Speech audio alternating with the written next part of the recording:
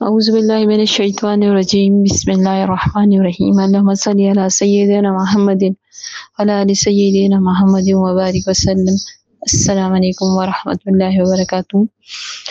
کل کی سعدیہ کی ویڈیو کے بعد میں حاضر خدمت۔ سعدیہ نے تو بہت زیادہ بیان کر دیا، میں اس قابل نہیں۔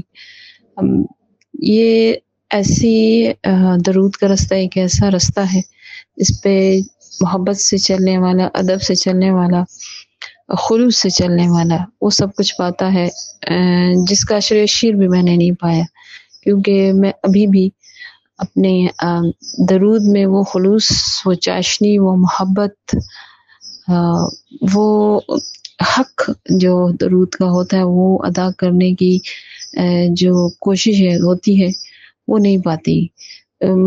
بہت بڑے قافلے ہیں یہ درود پڑھنے والوں کے، درود بھیجنے والوں کے، درود کے ساتھ چلنے والوں کے، اور بہت زیادہ کرامات ہیں ان کی، بہت انعامات ہیں ان پر۔ میں اس قافلے کی سب سے آخری مسافر ہوں، اور اللہ سے دعا ہے کہ اس ناکارہ کو اللہ تعالیٰ نے جو توفیق دی، یہ اللہ کی توفیق سے ہوتی ہے، یہ چننا، یہ پڑھوانا، درود بھجوانا، آقا کریم صلی اللہ علیہ وسلم کی خدمت کرنا، یہ خدمت ہے۔ درود کے علاوہ بھی جو سعدیہ نے تھوڑی بہت جو ڈیوٹی ہے وہ جو بیان کی ہے، تو اللہ تعالیٰ قبول فرما لے کہ قرآن میں اللہ کا فرمان ہے کہ انسان کے لیے وہی ہے جس کی اس نے کوشش کی، اور اس کی کوشش کو دیکھا جائے گا۔ تو ہر انسان کو پتہ ہوتا ہے، دوسرے کے سامنے آپ جیسے بھی اپنے آپ کو پیش کر لیں، لیکن یا نظر آتے ہو ہم دوسروں کو جو آپ کے بارے میں محسوس کرتا ہو، رائے رکھتا ہو، لیکن ہر انسان کو پتہ ہوتا ہے کہ وہ اصل میں کیا ہے۔ تو انسان جب کوئی آپ کی تعریف کرے اور آپ اس کے قابل نہ ہو، تو اندر سے بہت سی چیزیں ایسی ہوتی ہیں جو آپ کو بتا رہی ہوتی ہیں کہ یا تو جو کہا گیا ہے اس کے قابل بنا لو خود کو، اسی طرح ہو جاؤ، اور اگر ایسے نہیں ہو تو پھر جواب کے لیے حاضر ہو جاؤ۔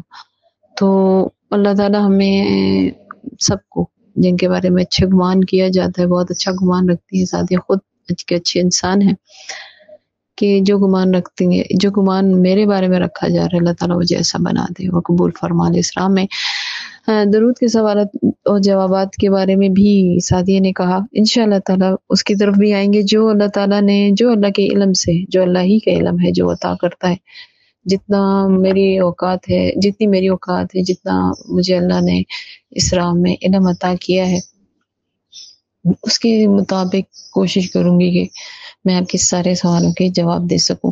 لیکن اس سے پہلے اس نشست میں تو انشاءاللہ تعالیٰ میں صرف ایک چیز آپ کو بتانے کی کوشش کر رہی ہوں، اور میں چاہتی ہوں کہ سب سے پہلے آپ سمجھیں کہ درود ہے کیا۔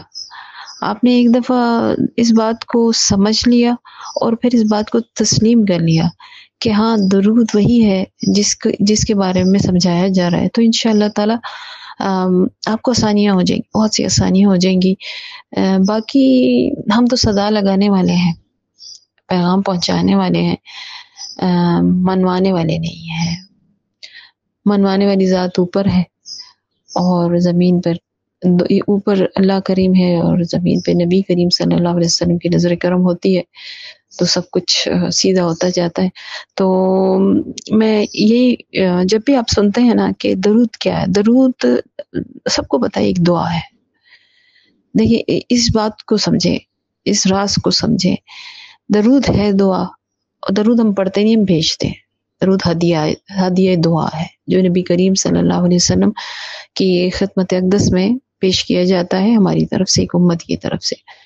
یہ وہ افضل کام ہے جو اللہ ہمیشہ سے کر رہا ہے، ہمیشہ کرتا رہے گا۔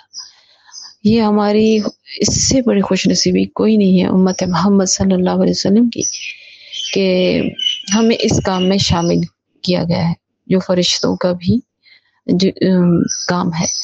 تو جب آپ کو کوئی کہتا ہے نا کہ درود آپ سنتے ہیں پڑھیں تو درود پڑھا نہیں جاتا. اس کی صحیح ترتیب یہی ہے کہ درود بھیجیں. اب درود دعا ہے، لیکن جو راوی ہیں حضرت عمر فاروق رضی اللہ تعالیٰ عنہ، انہوں نے کہا کہ دعا معلق رہتی ہے، ہماری دعا جو ہم دعا مانگتے ہیں زمین و آسمان کے درمیان، جب تک اس کو دونوں اطراف یعنی اول و آخر میں درود کے ذریعے اس کو محفوظ نہ کیا جائے، وہ ادھر ادھر بھٹکتی رہتی ہے، یعنی کہ حفاظت کا ذریعہ. جب ہماری دعا ہے اور اس کے اول و آخر نبی کریم صلی اللہ علیہ وسلم کے لیے دعا ہی کو وجہ بنایا گیا ہے حفاظت کا، تو اس بات کی راز پتہ ہے کیا ہے کہ آپ دعا مانگ بھی نہیں سکتے جب تک اپنے لیے، جب تک آپ اللہ کے محبوب صلی اللہ علیہ وسلم کے لیے دعا نہ مانگے. آپ اپنی دعا کا اختتام کر ہی نہیں سکتے، آپ اس کی حفاظت کروا ہی نہیں سکتے جب تک آپ اس کے آخر میں نبی کریم صلی اللہ علیہ وسلم کے لیے دعا کا اہتمام نہیں کرتے. تو دعا کو دعا ہی حفاظت کر رہی، دعا کی حفاظت بھی دعا ہی کر رہی ہے، اور اس کو آسمانوں تک پہنچانے کا ذریعہ بھی دعا کری. لیکن کون سی سب سے افضل دعا؟ نبی کریم صلی اللہ علیہ وسلم کے لیے درود اصل میں دعا ہے جو ہم بھیجتے ہیں، جس کے ہدیے ہم بھیجتے ہیں اللہ کے پاس، بلکہ اللہ ہی کو کہتے ہیں کہ ہماری توقعات نہیں، آپ اپنے حبیب صلی اللہ علیہ وسلم کے شان ان پر اور ان کے درجات کی بلندی فرمائے اور ان کے پر برکتیں اور رحمتیں نازل فرمائے جیسے آپ چاہیں، جیسے آپ کو پتہ ہے کہ وہ کتنے مطلب درود جو ہے بھیجا جانا چاہیے، جس طرح بھیجا جانا ہے. الفاظ کا چناؤ بھی اللہ ہی کرتے ہیں اور بھیجنے کا کن الفاظ میں. تو جو دیکھیں اس کے باوجود کہ یہ گفٹ ہے ہم اللہ سے نبی اکرم صلی اللہ علیہ وسلم کی مانگتے ہیں کہ وہ محبوب کل جہان ہے، وجہ تخلیق کائنات ہے، یعنی ہمارے درود کی دعا کی حاجت نہیں. پھر بھی اللہ نے قرآن میں مومنوں کو درود کا حکم دیا اور سلام کی کثرت کا بھی، یعنی کہ آپ کو درود کا شرف اس وقت حاصل ہوتا ہے کثرت کا، سلام کا، جب آپ مومن ہوتے ہیں. تو ایک خوشی تو آپ کی یہ بھی ہے کہ میں اب درود کی کثرت مجھ سے ہو رہی، اللہ کروا رہا ہے، اللہ نے مجھے چن لیا ہے، تو یعنی کہ میں مومن ہوں، ایمان والا ہوں. جس کے اندر ایمان ہوگا نا، مضبوط ایمان، وہی درود کی کثرت کر سکتا ہے.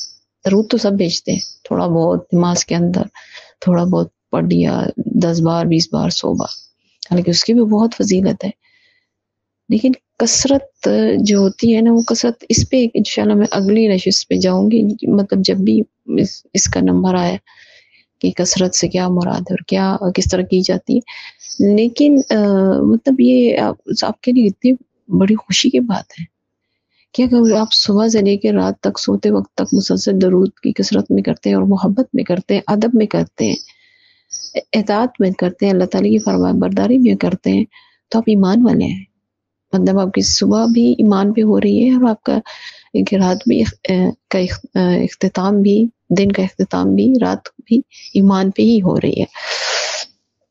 پھر اللہ تعالیٰ نے یہ دعا کرنی بھی سکھا دی، وہ ہے درود ابراہیم کے ذریعے. اسے ہمیں آغاز میں ہم اپنی کوتاہیوں کا اللہ تعالیٰ سے اعتراف کرتے ہیں کہ اللہ سے عرض کرتے ہیں کہ آپ اپنے حبیب صلی اللہ علیہ وسلم پر درود بھیجیں، جو کائنات کی سب سے افضل و پاک ہستی ہیں. ہماری اوقات نہیں کہ ان کے اوپر درود بھیجے، الفاظ کا چناؤ کر سکے، تو اس لیے وہی الفاظ کا زیادہ تر انتخاب کریں جو حدیث میں موجود ہیں یا آپ کے مطلب مروی ہیں، ان کے بعد روایتیں موجود ہیں. تو دیکھیں درود کے اصل راز کو میں نے آپ کو کہا نا کیا ہے، وہ ہے محبت، خلوص اور اطاعت. تو اس راز کو سمجھنے کے لیے تو بہت ضروری ہے کہ آپ سیرت مصطفیٰ صلی اللہ علیہ وسلم کا مطالعہ کریں، بہت ضروری ہے، آپ کو پتہ چل سکے کہ ہمارے نبی صلی اللہ علیہ وسلم نے ہماری خاطر 1400 سال سے زیادہ عرصہ پہلے کتنی تکلیفیں اٹھائیں، کتنے مظالم سہے، کتنی قربانیاں دی. آپ صلی اللہ علیہ وسلم نے ہر پل ہر لمحہ امت کی فکر کی، یا رب امتی، یا رب امتی کی پکار نے ایک لمحہ بھی آپ کی زندگی میں سے کمی نہیں ہونے دی۔ آپ کی حیات مبارکہ میں امت کی فکر نے میں آپ کو چین سے نہیں بیٹھنے دی، اور آپ بھی اپنے قبر مبارک میں وہ چین سے نہیں، اپنی امت کی فکر میں دن ہو کہ رات ہر پل امت کی فکر، سیرت پڑھے، اپنے حبیب صلی اللہ علیہ وسلم کی زندگی مبارک پڑھے، پتہ تو چلے کہ کیا کیا کر گئی وہ ہمارے لیے، کتنے احسانات اللہ کے بعد اگر کسی کے ہم احسانات کا بدلہ چکانے کے قابل بھی نہیں تو وہ نبی کریم صلی اللہ علیہ وسلم ہے۔ اما عائشہ فرماتی ہیں کہ ایک بار آدھی رات کے بعد میری آنکھ بارش کے قطروں کے گرنے کی وجہ سے کھلی، میں فوراً اٹھی کہ بھائی شاید کوئی کپڑا وغیرہ، اتنے بڑے گھر تو ہوتے نہیں تھے، بس پاؤں پھیلا لیے اتنی ہی جگہ ہوتی تھی اور لیٹ جاتے تھے، تو شاید باہر کوئی کپڑا سوکھنے کے لیے پڑا ہو اور وہ بارش سے گیلا نہ ہو جائے۔ کہتے ہیں جب میں اٹھی تو غور کیا تو کائنات کے سردار حضرت محمد مصطفیٰ صلی اللہ علیہ وسلم مصلی پر بیٹھے ہیں، امت کے لیے ہاتھ اٹھائے، ہاتھ مبارک اٹھائے تھے، آنسو مبارک اس قدر تیزی سے بہ رہے ہیں کہ مجھے محسوس ہوا کہ شاید بارش ہو رہی ہے۔ کون روتا ہے؟ کون روتا ہے اتنا کسی کے لیے؟ کون روتا ہے امت کے لیے اتنا؟ کوئی نبی، کوئی رسول نہیں رویا اتنا، ہر پل ہر لمحہ، نہ اپنی فکر، نہ اپنے اہل و عیال کی فکر کہ ان کے لیے کچھ مانگا تو اپنی امت کے لیے مانگا، وہ دعا جو سب نبیوں کے لیے ہے کہ وہ ضرور قبول ہوتی ہے، وہ شفاعت کبریٰ کہلاتی ہے، وہ آپ صلی اللہ علیہ وسلم نے قیامت میں اپنی امت کے لیے محفوظ کر لی، نہیں مانگی کسی کے لیے نہیں، اور کسی کے لیے نہیں مانگی۔ اللہ تعالیٰ نے نبی کریم صلی اللہ علیہ وسلم کے ہر پل کی فکر کے لیے اور دعا کے بدلے میں اللہ تعالیٰ نے فرمایا کہ اے محبوب صلی اللہ علیہ وسلم آپ پریشان نہ ہو، میں آپ کو آپ کی امت کے لیے خوش کر دوں گا، امت کے بارے میں خوش کر دوں گا۔ درود دراصل اس وعدے کی ایک کڑی ہے، ایک قسط سمجھ لیں کہ سیدنا ابو طلحہ زید بن سہیل انصاری سے روایت ہے کہ رسول اکرم صلی اللہ علیہ وسلم نے ایک دن تشریف لائے تو چہرہ مبارک خوشی سے چمک رہا تھا۔ آپ صلی اللہ علیہ وسلم نے فرمایا میرے پاس جبریل امین آئے اور کہا اے محمد صلی اللہ علیہ وسلم کیا یہ بات آپ کو راضی نہیں کرتی کہ اللہ تعالیٰ فرماتا ہے کہ آپ صلی اللہ علیہ وسلم کی امت کا جو بھی شخص ایک مرتبہ درود پڑے گا تو اس پر میں 10 رحمتیں نازل کروں گا، اس کے 10 گناہ معاف کر دوں گا، 10 درجات بلند کر دوں گا اور 10 نیکیاں نامہ اعمال میں لکھوں گا۔ ایسے فری پیکج کی منظوری کون کروا سکتا ہے؟